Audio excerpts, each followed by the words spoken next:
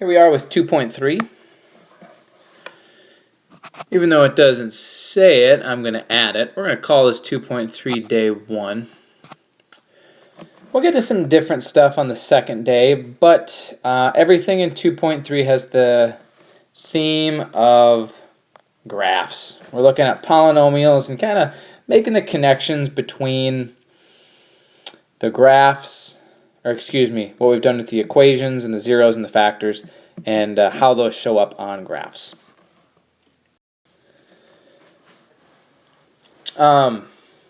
One thing you'll see here is that we're actually fairly particular when we're dealing with the graphs, that we want to know what type of polynomial that we're dealing with, and specifically we'll look at third and fourth degree and kind of some characteristics that are different.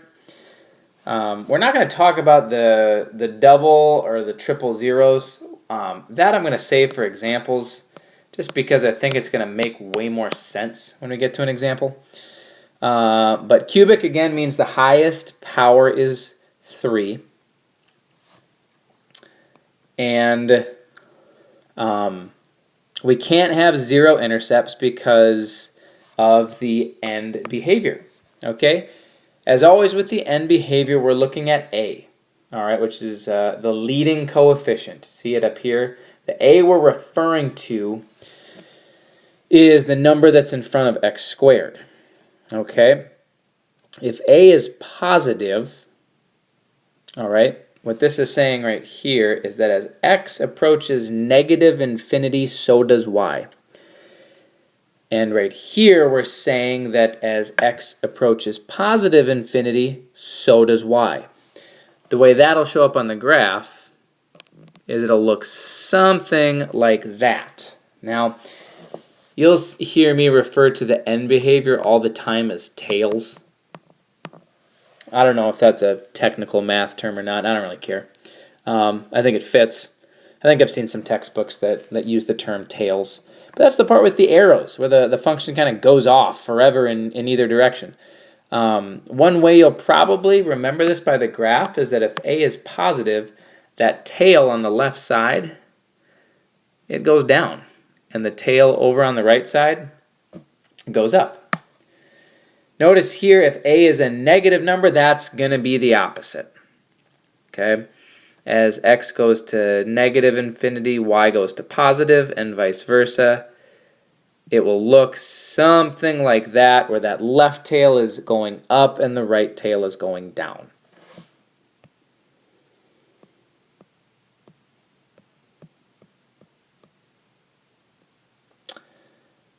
This part I kind of skipped over a little bit. We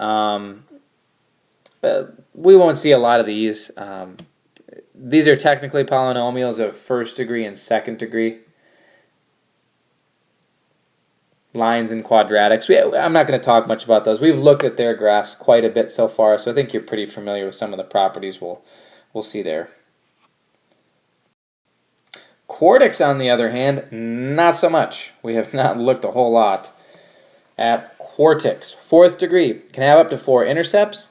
Notice that highest power is 4, as it's a degree 4 polynomial. They're kind of like quadratics, and you'll see that some parallels, largely because 2 is an even number and so is 4. And what happens again with the end behavior or the tails is when it's even, they go in the same direction.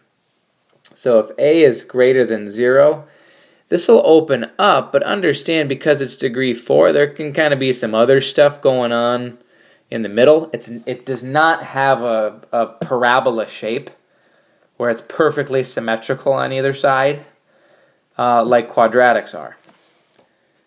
But it does have the same component to their graphs, that the tails go in the same direction, and just like quadratics, if A is positive, it opens up. If it's negative, it opens down. Okay, so that is consistent with quadratics. So you see some parallels, but doesn't have a parabola shape, doesn't have a vertex necessarily, like quadratics do. All right, let's get to some examples. Here's how we'll take on these graphs. First thing, identify the type that you have. Okay? Here I have 3 factors.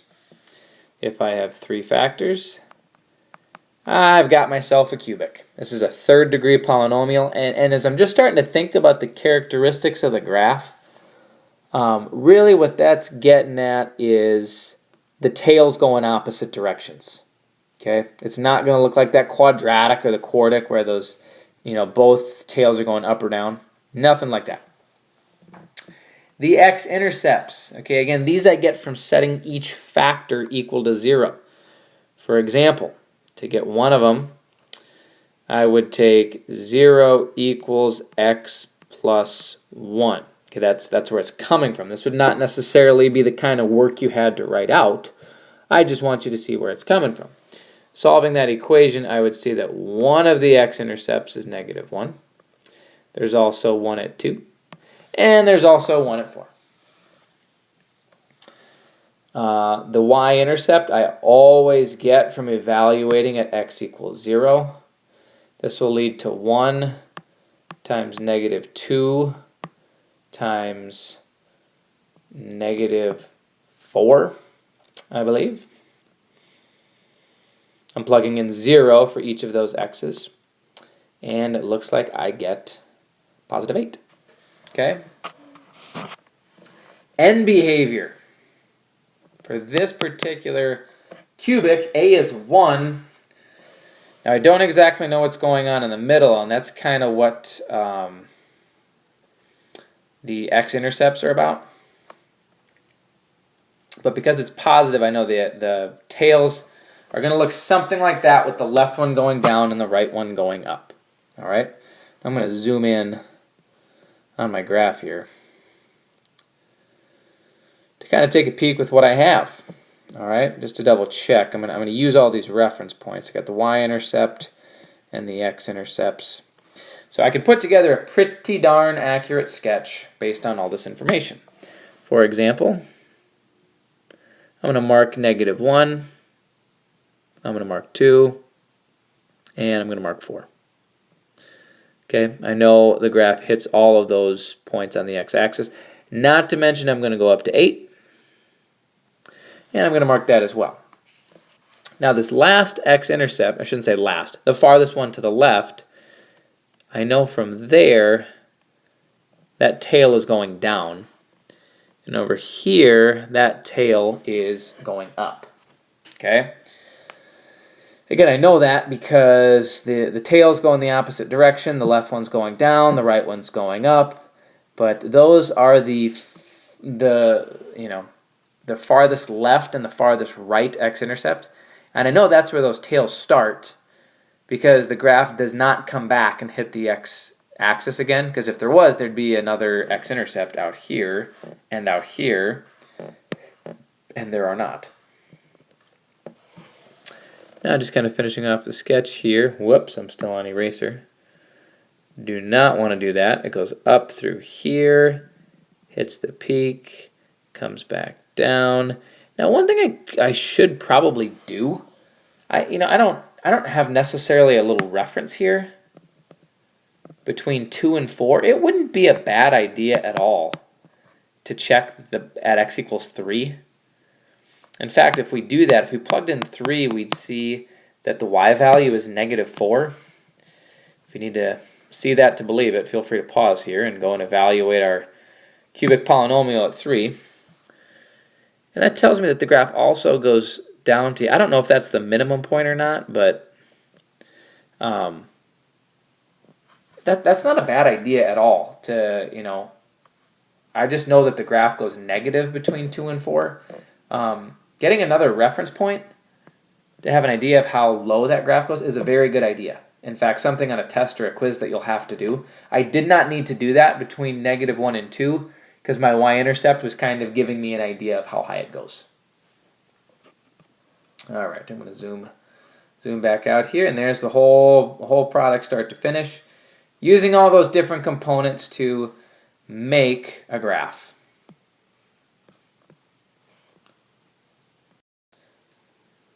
All right, here we have another one. I think this will actually be our last one we take a look at here. It's another cubic. And the reason I know that is because it has one factor that's x squared and another one that's x to the first. This could have been written as negative x times x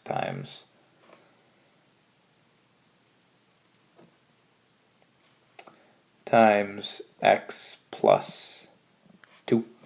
Okay, so it's got those three factors, all right? X-intercepts, I'd be solving each of these two factors. I have a 0 at negative 2, and I'm just kind of running out of room here, so I'm going to erase this now. If I solve negative x squared equals 0, I'd find that that equals 0. And again, that came from this factor. This is what's called a double zero, okay? I need to make note of that because that's going to be important when I get to my graph.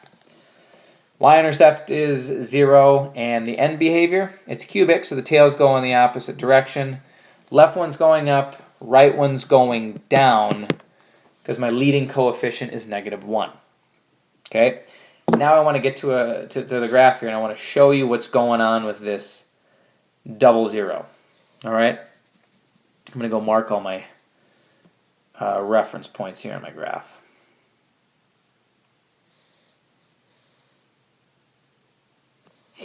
All right, so I had, or have, I should say, an x-intercept right here at 2 and another one at 0. Okay, and notice here, I've got 2 x-intercepts instead of 3. Now, because it's a cubic and it's degree 3, that doesn't mean I will have 3. That means I can have at most 3. Okay? Now, as far as the tails go, it was negative, so that tail's going up. That tail's going down. Okay?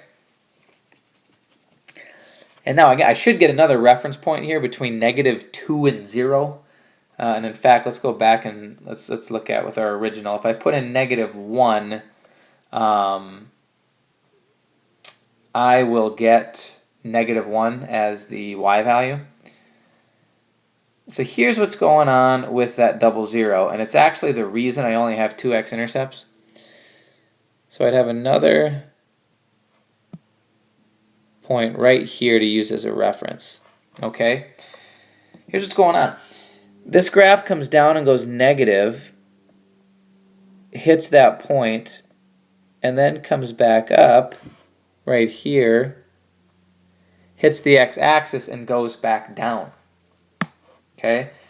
Now it touches the x-intercept, so this, and again, this is that double zero. And again, it was double because that factor was to the second power.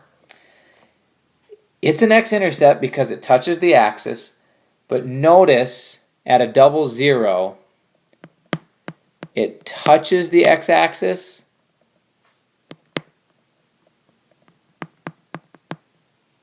it does not cross. Okay, and a lot of times when we're looking at modeling problems, the reason we're interested in the x-intercepts is it tells us where the graph changes sign from positive to negative or vice versa. A double zero is an x-intercept because it makes the value of y equal to 0, but it does not change signs. On this particular graph, as it approaches 0, it's negative, just touches the x-axis right here, and then it goes off and it's negative again. That's what a double zero does. Okay, so when you're making sketches, all right, watch out for that. This part right here was extremely significant for the graph. All right, we're going to call it quits there. Again, we've got day 2. Bring questions to class and we'll talk more.